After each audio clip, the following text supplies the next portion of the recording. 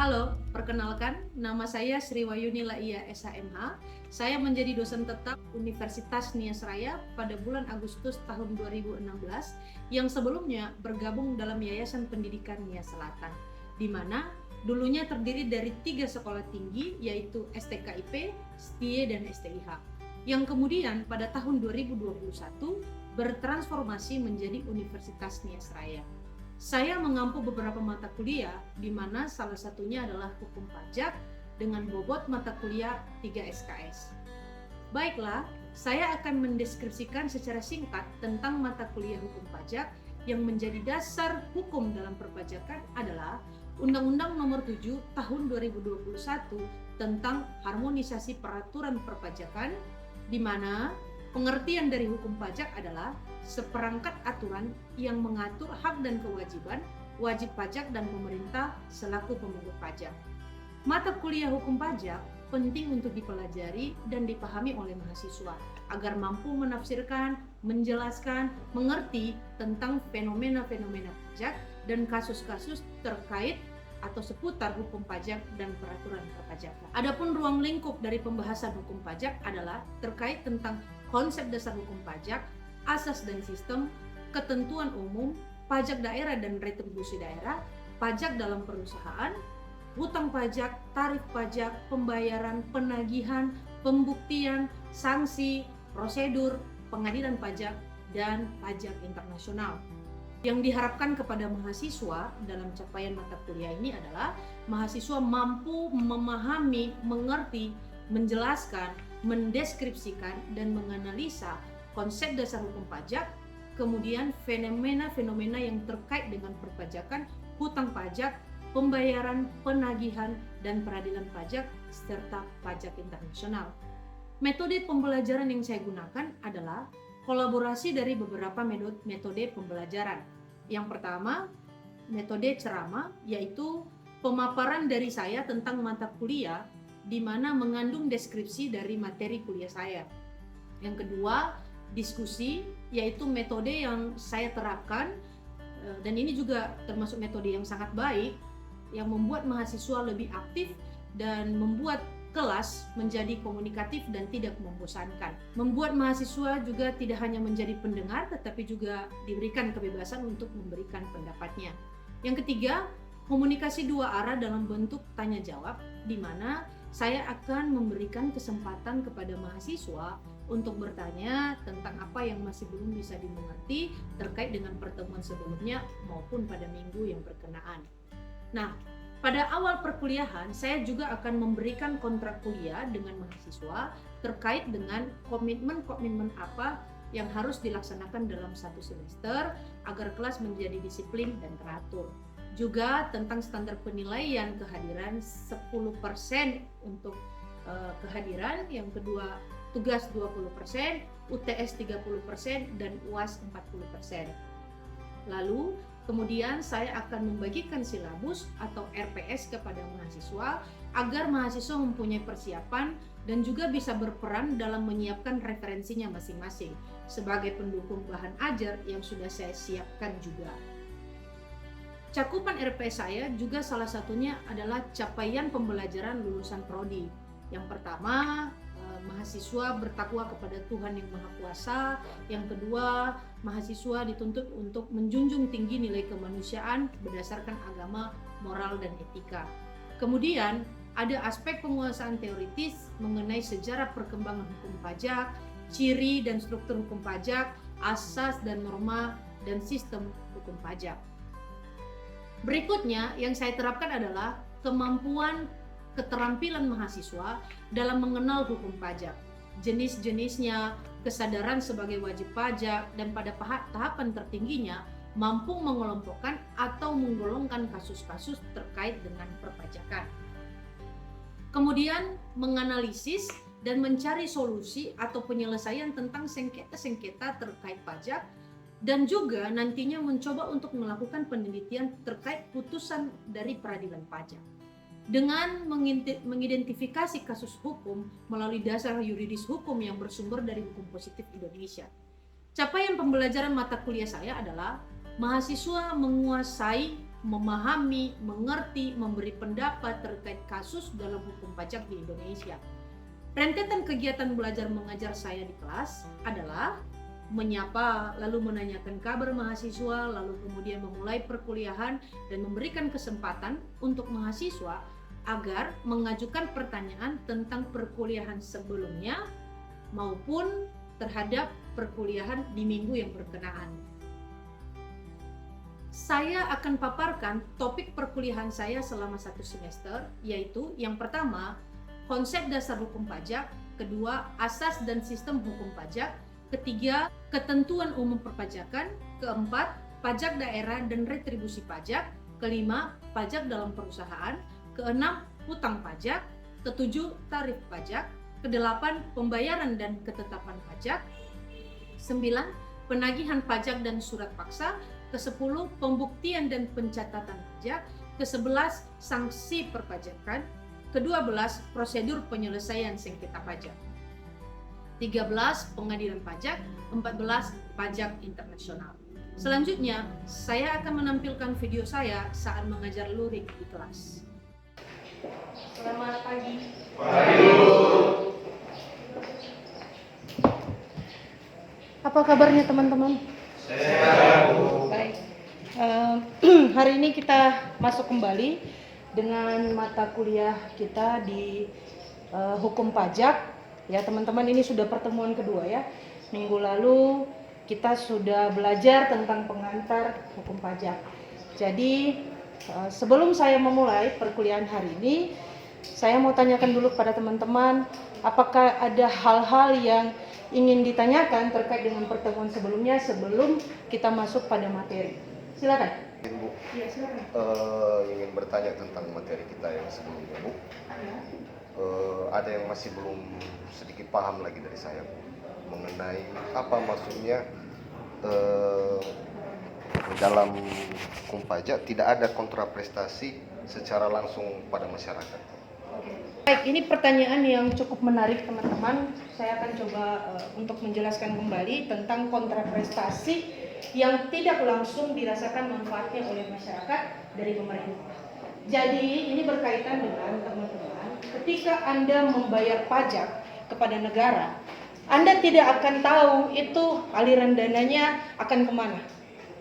Yang jelas, setiap pembayaran pajak, dia ada manfaatnya kepada masyarakat, walaupun tidak secara langsung. Contohnya ini, saya bayar pajak kendaraan sepeda motor. Oke. Saya bayar, mungkin teman-teman ada di range sekitar 300.000 ya kan? 300.000, 400.000, hingga 500.000.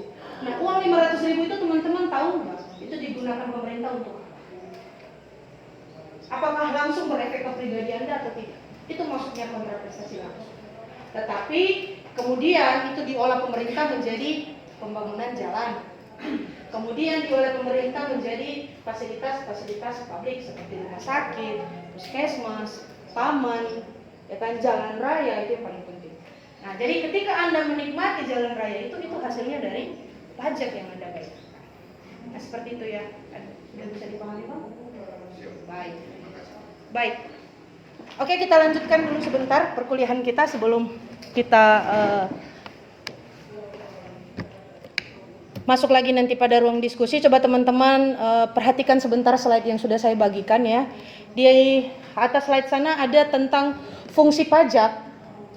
Ya, fungsi pajak ini ada beberapa poin. Di sini yang pertama, fungsi budgeter. Nah, fungsi budgeter ini adalah pajak sebagai penerimaan dari APBN. Yang kedua, ada fungsi pajak secara reguler, yaitu tarif PPNBM progresif untuk mengendalikan konsumsi terhadap barang mewah. Kemudian retribusi. Ya, PPh masyarakat mampu digunakan untuk penyediaan raskin. Jadi ini untuk kesetaraan terhadap orang-orang yang kurang mampu. Kita secara tidak langsung bisa membantu mereka dalam pengadaan bantuan terhadap orang-orang miskin. Kemudian fungsi pajak demokrasi, pajak membiayai pelayanan pemerintah bagi setiap warga masyarakat. Ya, jadi kalau Anda dapat fasilitas, contohnya Anda dapat fasilitas beasiswa, Anda dapat fasilitas kesehatan gratis, Itu diambil dari pajak kita sebagai masyarakat. Kita lanjut. Nah, ada beberapa asas ya atau dasar dari pemungutan pajak. Ini terbagi dari beberapa bagian nanti. Yang pertama dulu kita bahas satu-satu ya. Ini sebenarnya hanya ada 3. Yang pertama adalah equality. Pajak bersifat adil berdasarkan parameter kemampuan bayar baik horizontal maupun vertikal serta perolehan manfaat. Artinya, semakin besar manfaat yang Anda dapat dari pajak dari fasilitas negara tersebut, maka semakin besar juga pajak yang harus Anda bayarkan. Logikanya di mana? Logikanya seperti ini. Orang yang menggunakan mobil itu pasti menggunakan jalan jauh lebih besar daripada orang yang menggunakan sepeda motor. Maka pembayaran pajak mobil lebih besar daripada sepeda motor. Seperti itu. Jadi semakin banyak layanan yang Anda dapatkan, semakin besar juga Anda harus membayar pajak itu secara horizontal. Oke. Kemudian certainty ini adalah penetapan pajak tidak sewenang-wenang disertai dengan kepastian waktu. Nah, jadi Anda coba perhatikan ini. Ini salah satu asas pemungutan pajak di mana nanti berlaku kemudian pajak itu secara memaksa. Ya. Nyatanya di mana? Nyatanya ketika diberikan tarif pajak terhadap pemerintah terhadap sepeda motor, kita secara pribadi kan nggak ditanyakan lagi. Setuju nggak? Setuju nggak? Wajib setuju. Kenapa? Karena itu memaksa. Oke. Lalu apa dasarnya Bu? Itu bisa memaksa? Oh jelas. Karena setiap kali penentuan tarif pajak itu pasti dituangkan di dalam suatu peraturan. Nah, peraturan itu asalnya dari mana? Harusnya digodok dulu dong, ya kan? Itu harusnya dibuat rancangannya dulu oleh lembaga legislatif. Kemudian disahkan oleh lembaga eksekutif. Nah, lalu kemudian diterapkan kepada masyarakat. Makanya kita nggak bisa protes lagi, karena kenapa? Wakil rakyatlah yang sudah membuatnya. Nah itu. Oke, kemudian ada konveniensi, yaitu pajak dikenakan saat tidak menyulitkan wajib pajak. Jelas ya teman-teman, sekalipun wakil kita yang di DPRD yang memang yang memiliki peranan penting di sini, tetapi yang jelas harus dilihat dulu ya, harus ditakar juga kemampuan dari masyarakat sehingga tidak menyulitkan para wajib pajak untuk membayarkan pajak. Tapi saya titipkan juga ini untuk teman-teman, kebetulan Anda adalah mahasiswa yang mengontrak mata kuliah ini di saya juga ingin sampaikan kepada Anda untuk sebagai seorang wajib pajak, marilah kita punya kesadaran untuk membayar pajak kepada negara, karena itu juga akan membawa manfaat kepada kita maupun kepada masyarakat secara luas. Oke, next. Nah, teori tadi kita udah ada asas, sekarang kita bahas tentang teori-teori dari pemungutan pajak. Nah, teori yang pertama adalah teori asuransi. Nah, teori asuransi ini adalah pembayaran pajak disamakan dengan pembayaran premi. Masyarakat seakan mempertanggungjawabkan keselamatan dan keamanan jiwanya kepada negara. Jadi dia maksudnya ini seperti perusahaan asuransi. Jadi kita bayar premi, tetapi nanti kita akan dapat manfaat, contohnya di pendidikan, jiwa, kesehatan, ya. Jadi ketika Anda membayar kepada pemerintah itu dianggap seperti Anda mengisi premi kepada perusahaan asuransi, nanti Anda akan mendapatkan manfaatnya juga dari pemerintah. Kemudian ada teori kepentingan. Negara melindungi kepentingan harta dan jiwa warga negara dengan memperhatikan beban yang harus dipungut dari masyarakat. Ya, semakin besar kepentingan Anda dengan negara, maka semakin besar pula pajak yang harus Anda bayar. Itu dia maksudnya ya. Kemudian teori gaya pikul.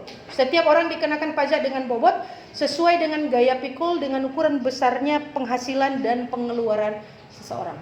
Nah, kemudian ada teori bakti. Teori bakti disebut juga dengan teori kewajiban pajak mutlak. Pajak sebagai bukti tanda bakti masyarakat kepada negara. Seperti yang saya sampaikan tadi ya, ketika Anda seseorang yang wajib pajak, sadar untuk membayar pajak, maka Anda juga menunjukkan bahwa Anda berbakti kepada negara. Ya, bayangkan kalau kita semua ini adalah orang-orang yang taat terhadap pajak, maka negara tidak akan kesusahan. ya untuk mengeluarkan budget juga untuk kita sebagai warga negara. Oke. Kemudian teori gaya beli. Nah, pajak dipergunakan untuk memelihara masyarakat. Di samping itu, pajak ditekankan untuk melaksanakan fungsi mengatur. Nah, tadi kalau yang sebelumnya itu sesuai, kalau dia bicara tentang gaya pikul maka sesuai dengan penghasilan. Tetapi kalau dia bicara tentang gaya beli, maka sekalipun ini saya kasih contoh. Semisal nih ada si A dan si B. Oke. Si A dan si B ini punya penghasilan yang sama. Kemudian memiliki pajak yang sama. Oke. Tapi si A kendaraannya sepeda motor. Si B kendaraannya mobil. Maka dalam teori gaya beli, ya, sekalipun gajinya sama, penghasilannya sama, tetapi pembayaran pajak si B lebih besar daripada si A karena terkait dengan barang yang dia miliki. Nah, seperti yang saya sampaikan tadi, ya, pemerintah sudah langsung bisa menakar ketika Anda sanggup membeli barang mewah, maka Anda dianggap sanggup untuk membayar pajak yang lebih besar. Nah, cara pembebanan pajak. Nah, ini ada dua ya, pajak langsung dan pajak tidak langsung. Pembebanan yang langsung itu tidak dapat dilimpahkan kepada pihak lain. Contohnya pajak penghasilan. Jadi teman-teman yang bekerja sebagai pegawai negeri sipil ada di ruangan ini ya. Ada ya? Oke. Yang bekerja sebagai pegawai negeri sipil, ketika Anda sudah berhenti sebagai pegawai negeri sipil, itu tidak bisa Anda wariskan kepada anak atau istri. Benar? Jadi ketika Anda bukan pegawai negeri lagi, ya istri Anda tidak punya kewajiban untuk membayar pajak dari penghasilan Anda. Seperti itu. Nah, itu tidak bisa diwariskan ya. Kemudian pajak tidak langsung, pembebanannya dapat dilimpahkan kepada pihak lain, diantaranya melalui mekanisme pengkreditan pajak. Contohnya pajak pertambahan nilai. Jadi ini lebih ke seperti perusahaan ya. Jadi berganti pun kepemimpinannya, maka untuk pembayaran pajaknya juga itu akan tetap dilanjutkan. Tidak ada perubahan. Itu maksudnya. Nah, kita masuk pada pajak menurut sifat. Jadi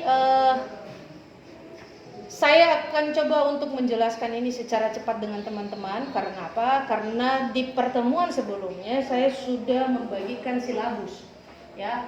Jadi sesuai dengan kontrak perkuliahan kita sebelumnya, saya yakin teman-teman sudah punya referensi terkait dengan kuliah hari ini. Nanti saya akan berikan kesempatan untuk bertanya kembali tentang apa yang belum jelas. Mohon diperhatikan dulu sebentar. Pajak subjektif, pengenaan pajak melekat pada subjek, baru kemudian dicari objek yang menyertainya. Contohnya pajak penghasilan. Jadi yang seperti saya sampaikan tadi, antara si A dengan si B itu sama pajaknya ketika penghasilannya juga sama. Jadi yang diperhatikan adalah personnya, orangnya. Oke. Nah, sementara perbedaannya dengan objektif, yang diperhatikan adalah harta bendanya. Ya, yang diperhatikan adalah harta bendanya. Maupun gajinya sama, kalau hartanya lebih mewah, maka pajaknya wajib lebih besar. Nah, walaupun juga contohnya, si A punya gaji lebih besar daripada si B, tapi si B pakai mobil, si A-nya nggak pakai mobil. Maka tetap saja, bukan besaran gajinya yang dilihat, tetapi kendaraannya yang dikenakan pajak itulah yang menjadi objek dari pembayaran tarif pajak itu sendiri. Nah, ini ya teman-teman, untuk pemungutan pajak itu juga terbagi. Ada pajak yang dipungut oleh pusat, ada juga pajak yang dipungut oleh daerah. Nanti contoh-contohnya juga ada di dalam slide ini, ya.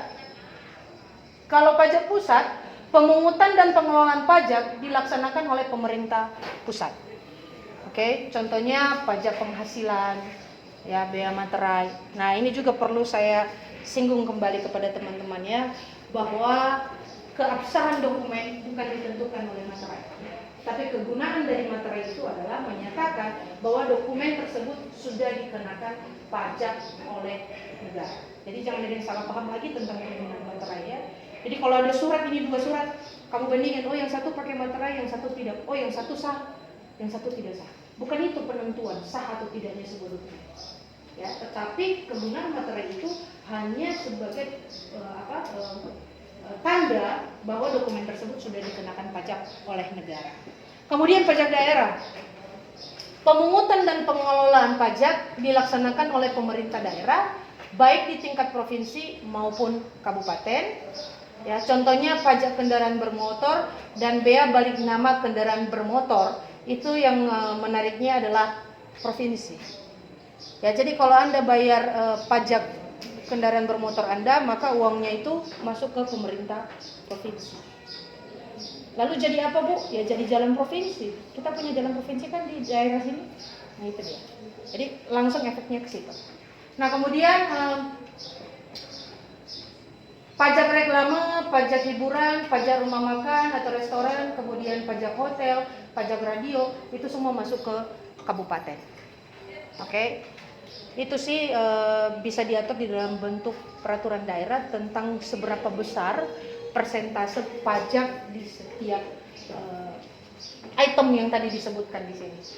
Jadi sedikit teman-teman untuk bisa pahami ya, kenapa ada pajak terhadap rumah makan, kenapa ada pajak terhadap tempat hiburan, kenapa ada pajak terhadap reklame atau tempat wisata.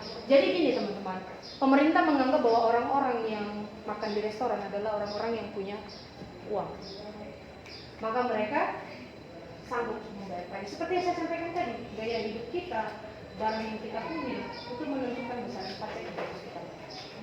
Kalau Anda masak diri sendiri di rumah, maka Anda tidak dikenakan pajak.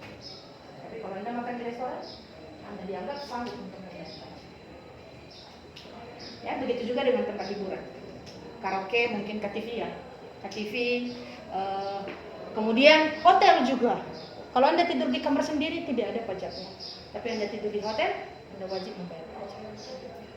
Ya, itu sudah ada aturannya menurut undang-undang.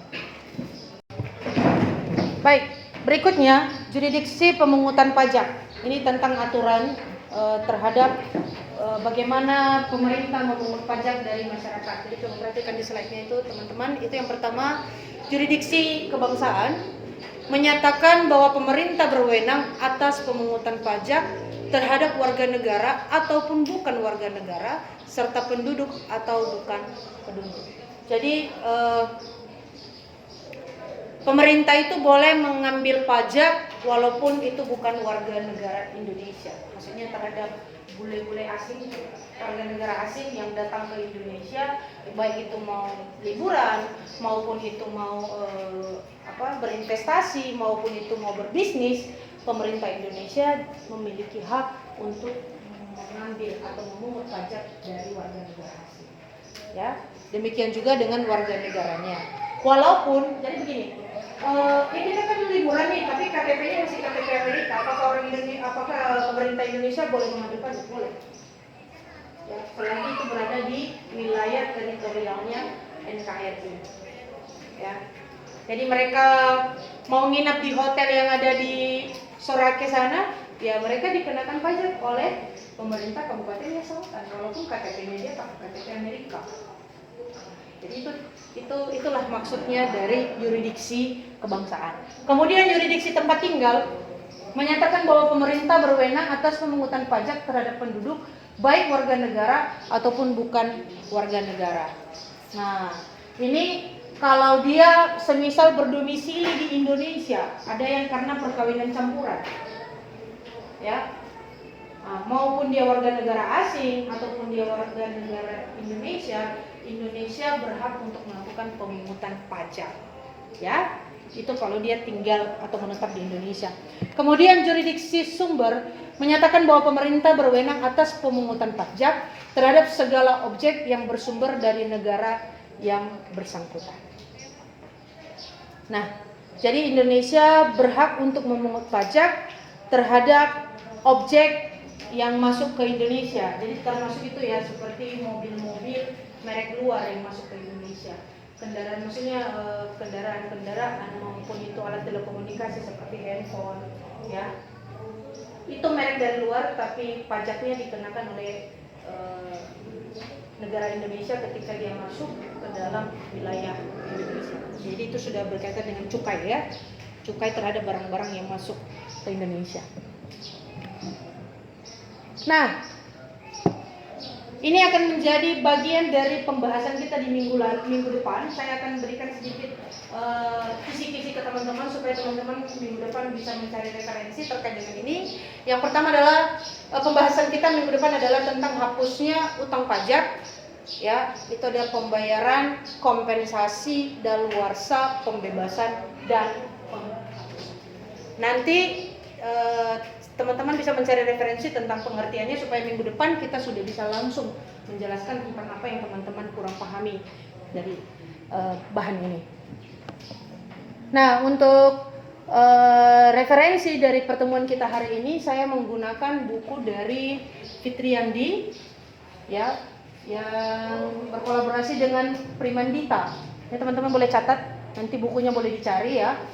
Yang penerbitnya itu dari Salemba 4. Kemudian buku kedua saya menggunakan bukunya Waluyo, ya, buku terbaru di tahun 2011. Penerbitnya juga dari Salemba 4. Ya, teman-teman boleh cari buku ini nanti untuk mempercepat teman-teman untuk mendapatkan bahan pada pertemuan selanjutnya. Nah, sampai di sini ada yang belum jelas? Silakan. Ya, silakan. Saya mau tanyakan bagaimana mekanisme penentuan tarif pajak yang dibebankan kepada wajib pajak. Terima kasih. Oke, pertanyaan yang cukup menarik dari teman kita Vincentius. Tetapi sebelum saya menjawab, saya mau tanya dulu ke teman-teman, adakah yang mau memberikan pendapat? Silakan. Izin Bu, saya memberikan tanggapan tentang mekanisme penentuan tarif pajak.